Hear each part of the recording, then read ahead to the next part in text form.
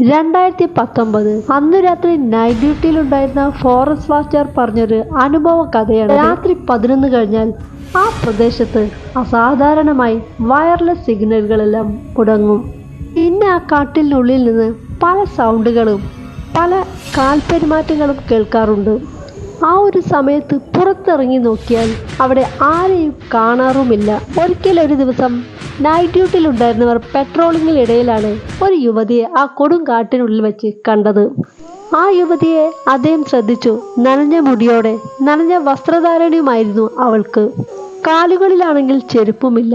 അദ്ദേഹം ചോദിച്ചു, ആരാ, എവിടുന്ന, എന്താ ഈ രാത്രി അസമയത്ത് ഇവിടെ? അതുകേട്ട് അവൾ ശാന്തമായി മറുപടി പറഞ്ഞു, എനിക്ക് വഴി തെറ്റി, എൻ്റെ വീട്ടിലേക്കൊന്ന് വഴി കാട്ടിത്തരാമോ എന്ന് മാത്രമായിരുന്നു അവൾ ചോദിച്ചത്. നിയമപ്രകാരം രാത്രിയിൽ സിവിലിയന്മാർക്ക് കാടിനുള്ളിൽ പ്രവേശനമില്ല. അതുകൊണ്ട് തന്നെ അദ്ദേഹം വയർലെസ് കയ്യിലെടുത്തു. പെട്ടെന്നാണ് ഒരു സൗണ്ട് കേട്ടത്.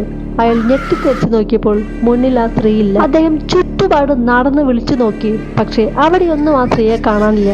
എന്തുകൊണ്ടായിരിക്കും വയർലെസ് കയ്യിലെടുത്തപ്പോൾ ആ സ്ത്രീ അപ്രത്യക്ഷമായത്? അത് സ്ത്രീയല്ലേ, അതോ മറ്റു വല്ലതുമാണോ? അവൾ നിന്നിരുന്ന ആ ഒരു ഭാഗത്ത് അദ്ദേഹം നോക്കി. അതെ, അവളുടെ കാൽപ്പാടുണ്ട്. അവൾ നിന്ന ഭാഗത്ത് നനവുമുണ്ട്. പക്ഷേ ഇന്ന് രാത്രിയാണെങ്കിൽ മഴ പെയ്തിട്ടുമില്ല. പിന്നെ എങ്ങനെ ഇവൾ ഇത്രയും നനഞ്ഞൊട്ടിയത്? പിറ്റേ ദിവസം അന്വേഷണത്തിനൊടുവിലാണ് പ്രദേശവാസികൾ പറഞ്ഞത്, 2 വർഷം മുൻപ് ഒരു യുവതിയെ ഈ കൊടുങ്കാട്ടിൽ വെച്ച് കാണാതായിട്ടുണ്ടെന്ന്. ഒരിക്കലും ആ യുവതിയെ കണ്ടെത്താനായില്ലെന്നും ബോഡി പോലും കണ്ടെത്തിയിട്ടില്ലെന്നും അവർ പറഞ്ഞു. മാത്രമല്ല, ഒരു മഴയുള്ള രാത്രിയായിരുന്നു ആ സംഭവം നടന്നിരുന്നത്. മഴക്കാലത്തും പൗർണമി രാത്രികളിലും ആ സ്ത്രീയെ കണ്ടതായി പലരും പറയുന്നുണ്ട്. അതേ രൂപത്തിൽ അതേ സ്ഥലത്ത് വെച്ച് തന്നെ കണ്ടവരുമുണ്ട്. താൻ കണ്ടതും അതേ സ്ഥലം, അതേ രൂപം, അതേ സ്ത്രീയെ. ഇതിൽ എന്തെങ്കിലും മായയോ മായക്കാഴ്ചയോ ഉണ്ടോ? അതോ ആളുകൾക്കും തനിക്കെല്ലാം വെറും ഒരു തോന്നൽ മാത്രമായിരിക്കുമോ?